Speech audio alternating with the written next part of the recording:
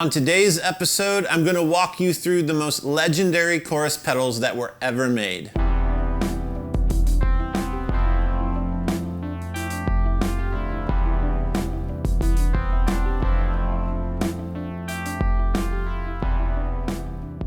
Before we get started, let me lay a few ground rules. Number one is I'm only going to talk about classic chorus pedals.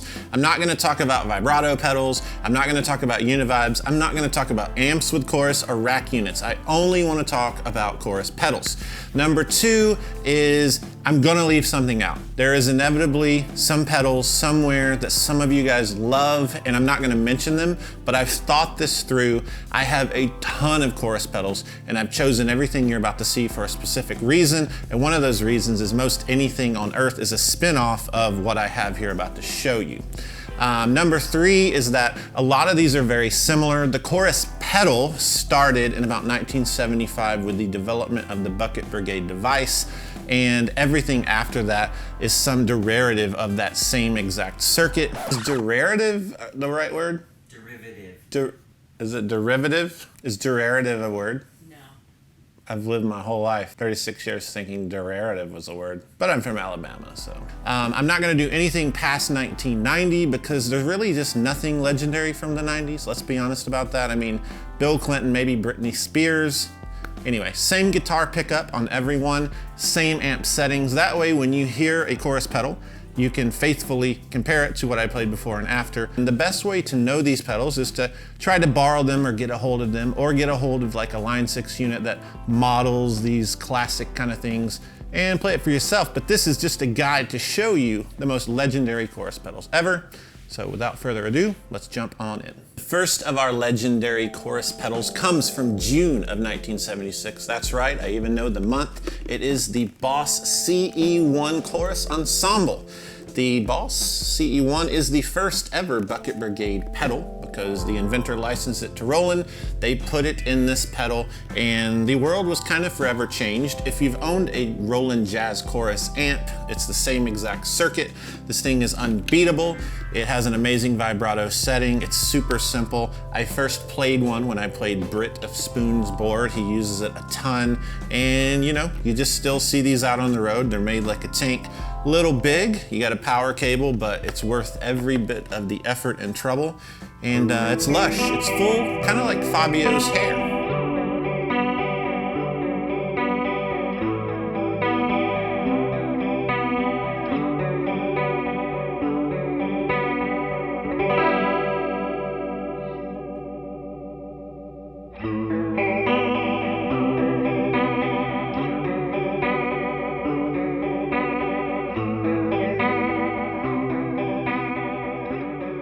The second pedal is also from 1976, but it came from the Danish. A little company was getting started called TC Electronic, and this is the Stereo Chorus Plus.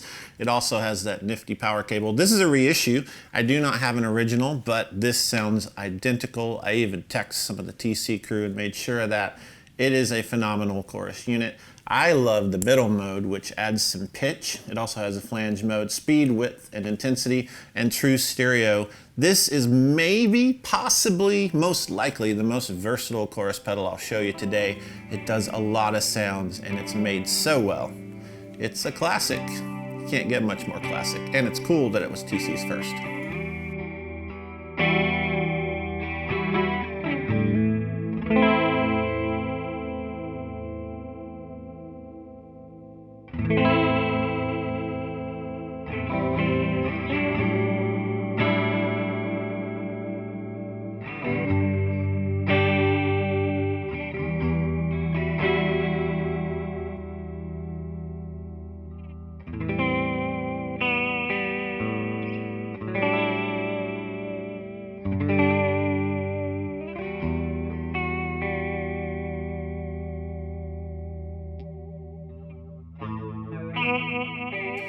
"1979 is not just a Smashing Pumpkins song, it is when we got the Boss CE2. This is the most known, the most selling, the most greatest pedal of all time when it comes to chorus. It's been copied. Almost everything I'm about to show you afterwards is some form of this pretty much part for part. I even have the box here. You know, it costs like $9 or something.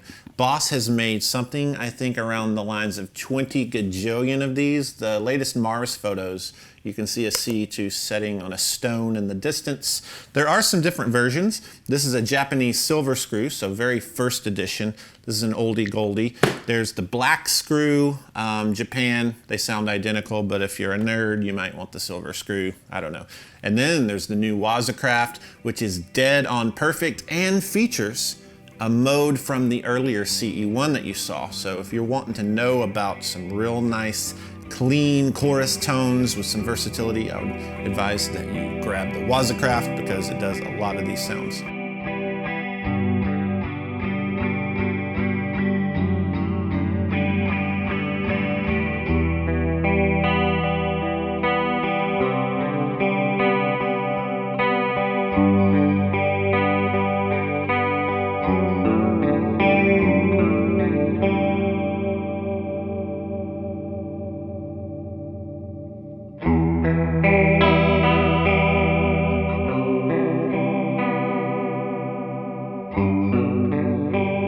Is a pedal that came out the same year as the CE2. Supposedly there is some debate on whether it came out in 78. I'm going to say 79 because that's what I think. It is the Electro Harmonix small clone. This pedal was popular. It wasn't as big of a home run as Boss because EH was a smaller company.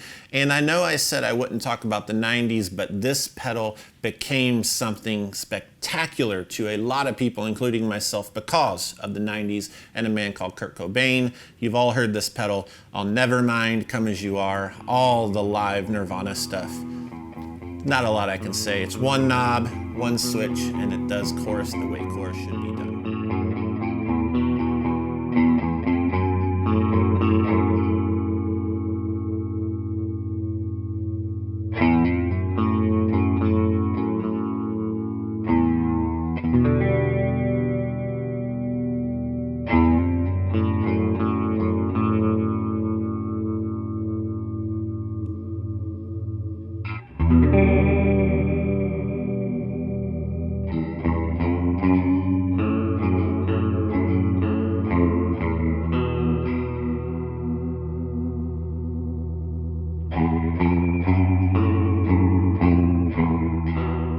Next up is an offering from Ibanez on the year of my birth, 1982. It is the Ibanez CS9 stereo chorus. This is pretty much a CE2 with a faster rate, a little more depth, so it's more intense overall, and some people prefer this. It came out obviously with the TS9 Tube Screamer, and that's what most people know, but this is a really classic pedal. The color is cool to me. I actually hunted this color down to use on the Emperor chorus of mine because it's my favorite chorus pedal color.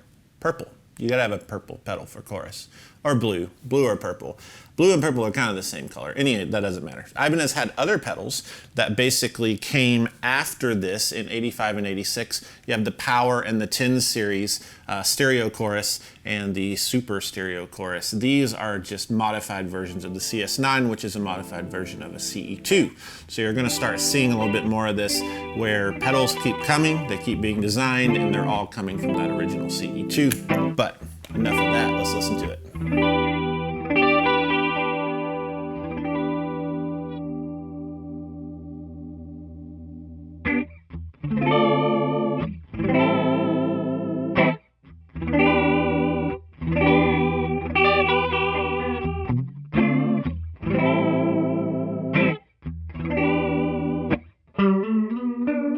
Next up is from 1983. I was 1 year old and did not care about chorus, but that doesn't matter because this thing was awesome and now I care about it.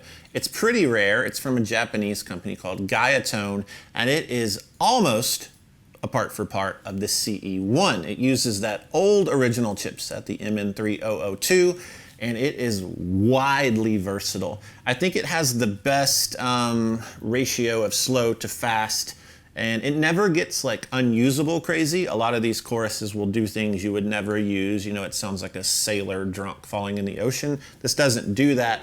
Every range of every knob is really useful and runs on 18 volts. So, I mean, that means it's better, I think.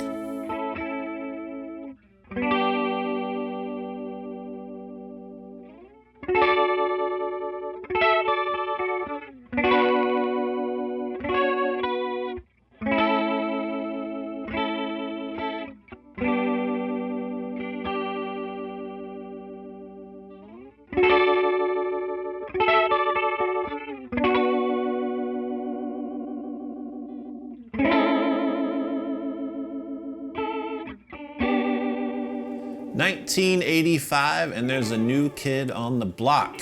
Boss is reigning. Ibanez is huge, but they decide to drop their worldwide distribution network, and that opened the door for a brand new company from Japan called Arion. This is the SCH1.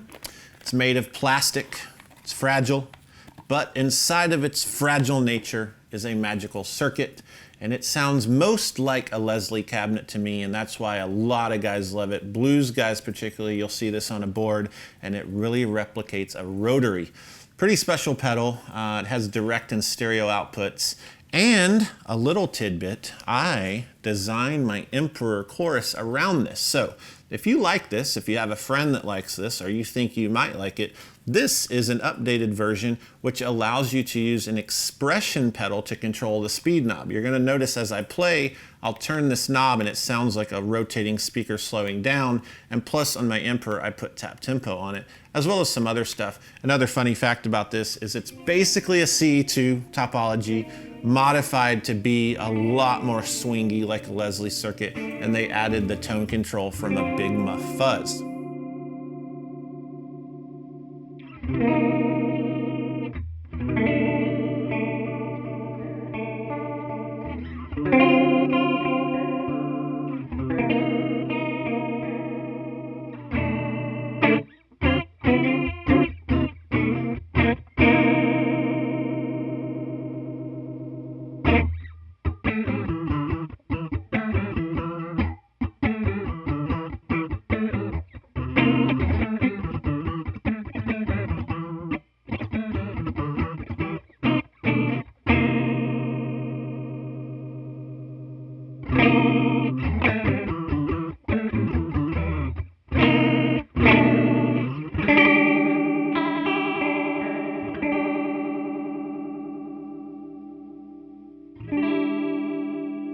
Next up is another pedal from 1985. It is the Boss Dimension C. This is a pedal version of the amazingly popular Dimension D chorus rack unit that Roland had. It is the sound of the Talking Heads, In Excess, and Peter Gabriel.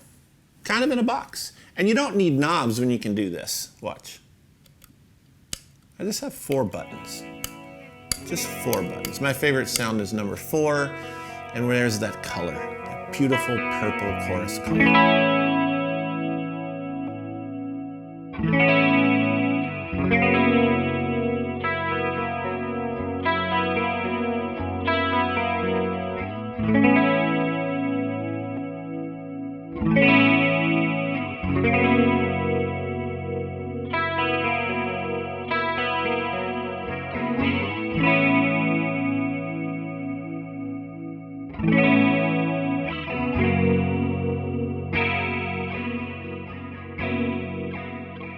We're still in 1985, and I'm not sure if that's because Back to the Future came out that year and there's some weird time-based portal I'm trapped in. I don't know. I really don't care. I think WrestleMania was in 85 as well. And Lionel Richie, you know, he was storming the charts just like these pedals that I'm showing you. This is the FX65. This may be my favorite chorus pedal in the entire room. DoD is an anomaly. They have like 400 versions of every pedal. They all look different. You can't figure out what year, when, why, how. But here's one in the box. $65 it says in 1985. That's pretty expensive.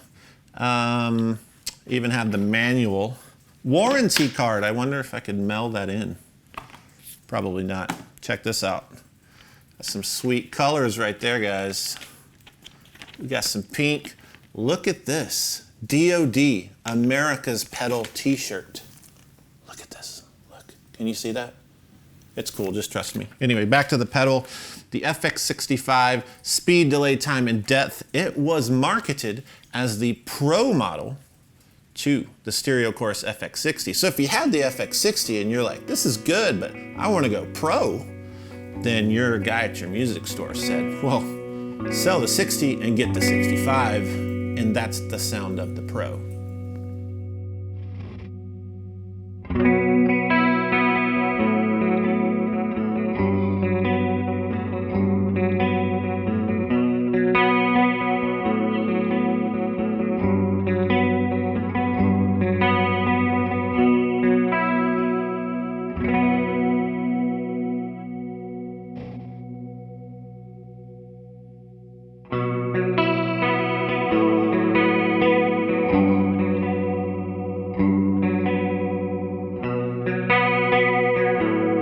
Next up, I'm going digital. All of these have been analog, but I need to show you some digital. And to do that, I'm gonna have to stay in 1985 for one more pedal. I'm sorry, we're still in 1985. Here we go. It's the Ibanez Digital Stereo Chorus, DCL. And it's pretty important. It's really cool. You know, digital is a much more crisp and clean chorus sound. In a lot of ways, it's more subtle. Where a lot of people think digital is more drastic, I feel like most of these digital pedals are more subtle. The next year we see the 10 series come out. This is Power Series, 85, 86 was the 10 series. These are the same exact circuit. They just replaced the basically the delay time knob with a switch. I don't like this one as much because the tweakability of the potentiometer of the knob is much more important in this. This looks better, I give them that. But this is Digital Stereo Chorus, 1985.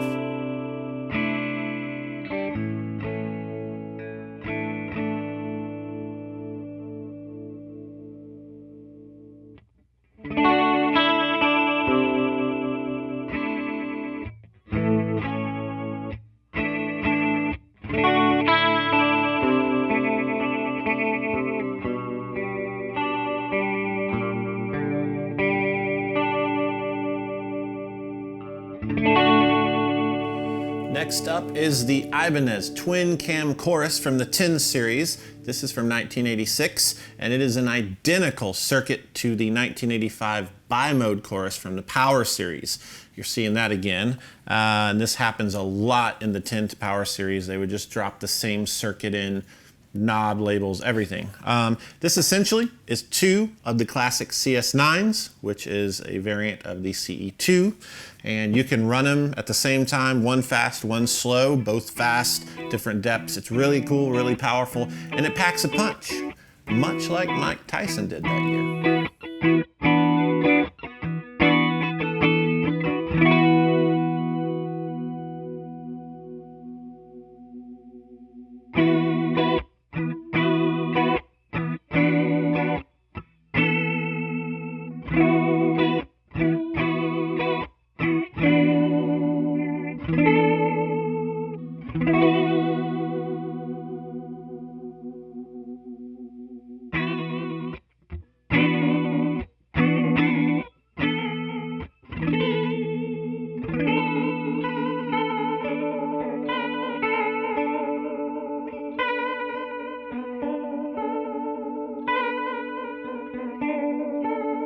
This last pedal is a bonus pedal. It's not a chorus pedal, but it does a chorus sound, and it does it very well, and it's been on a lot of records, and you've heard it, and you've thought it's chorus, but actually, it's the original WH1 Digitech Whammy from 1989. It has a mode called Detune, shallow and deep, and the foot controller basically speeds it up, messes with the depth a little bit as well. It's magical. It's special. I love it. I've used this on my board for a long time. I take it off, it comes back on. The version 2 and all other versions of a Whammy usually have this detune setting, even some of the newer units that don't have the treadle. So you should check it out. You should try to use a Whammy as modulation, because at the heart of it, modulation chorus is simply pitch being changed, added to your clean signal. So this does it really well, and it's pretty unique. It's worth mentioning. It's something you should try. Definitely try it. Don't take my word for it. Just believe me.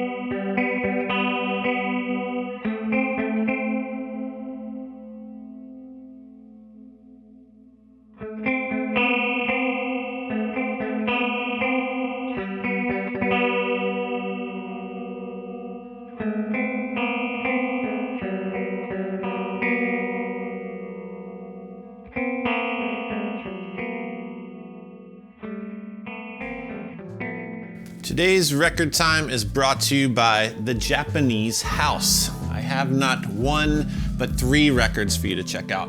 I play these together because they're 3 different EPs. I put them in a playlist and I treat them like one album. They fit really well, but here they are. I'll walk you through them. The first one is called Clean.